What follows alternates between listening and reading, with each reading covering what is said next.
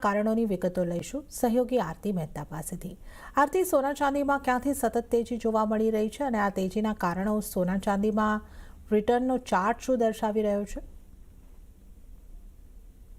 जी, सोना चांदी बात करी रही तो आ वर्ष दरमियान घणुं सारूं परफॉर्मन्स जो है बंने कमोडिटीज तरफथी आवतुं देखाई रह्युं छे।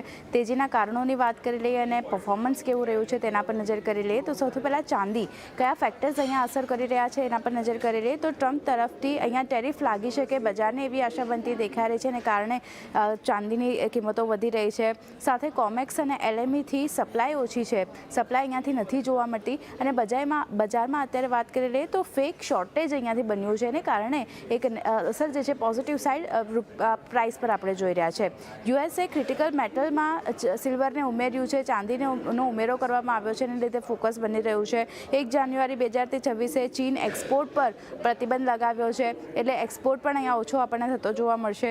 સાથે સતત 5મું વર્ષ માંગની સામે સપ્લાય ઓછી છે એટલે જે ડેફિસિટ આપણે જોઈ રહ્યા છે અને 2026માં પણ કદાચ આ ડેફિસિટ આગળ વધતી જોવા મળી શકે એવા અનુમાન બનતા દેખાઈ રહ્યા છે। તો આ બધા કારણો ચાંદીને અસર કરી રહ્યા છે પોઝિટિવ સાઇડની સામે। સોનાની વાત કરી લઈએ તો અહીંયા યુએસ ફેડ તરફથી જે દર ઘટવાની આશંકા વધતી દેખાઈ રહી છે એને લીધે સપોર્ટ મળી રહ્યો છે। મોંઘવારી લેબર માર્કેટના ડેટાને જોઈને આ કાપ જે છે એની આશા વધતી દેખાઈ રહી છે।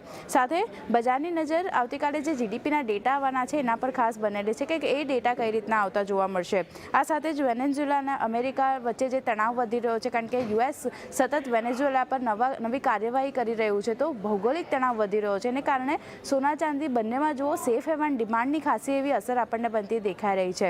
આ સાથે જ સેન્ટ્રલ બેંક તરફથી ખરીદારી, ETF તરફથી સ્ટ્રોંગ ઇન્ફ્લો જે રીતે આપણે જોઈ રહ્યા છે, ખરીદારી જે રીતે જોઈ રહ્યા છે એનો સપોર્ટ પણ સોનાને મળતો દેખાઈ રહ્યો છે। પરફોર્મન્સની જો વાત કરી લઈએ તો સપ્તાહ દરમિયાન સોનાનું થોડું નબળું પ્રદર્શન રહ્યું છે પણ ચાંદીમાં ઓલમોસ્ટ 4%ની અપસાઇડ આપણે જોઈ છે। એક મહિનામાં સોનામાં 7% જેટલા પોઝિટિવ કામકાજ, જ્યારે ચાંદીની વાત કરી લઈએ 33% જેટલી પોઝિટિવિટી જોઈ છે। આની સામે જો યર ટુ ડેટની આપણે વાત કરી લઈએ તો 73% સોનામાં અપસાઇડ જોઈ છે અને ચાંદીની 133% અપસાઇડ ચાંદીમાં બનતી દેખાઈ રહી છે। જ્યારે એક વર્ષની જો ઓવરઓલ આપણે વાત કરી લઈએ તો સોનામાં 75%નું પ્રદર્શન સારું એવું બનતું દેખાયું છે, ઉછાળો જોયો છે આપણે। અને ચાંદીની વાત કરી લઈએ તો 135% ભાવ જે છે તે આપણને વધતા દેખાયા છે એટલે ઘણું સારું પરફોર્મન્સ સોના કરતાં પણ ચાંદીનું આ વર્ષે આપણને રહેતું દેખાયું છે અને આ ટોપ કોમોડિટીઝ બની રહી છે જે કોમોડિટીઝ ઓફ ધ યર આપણને રહેતી દેખાય છે।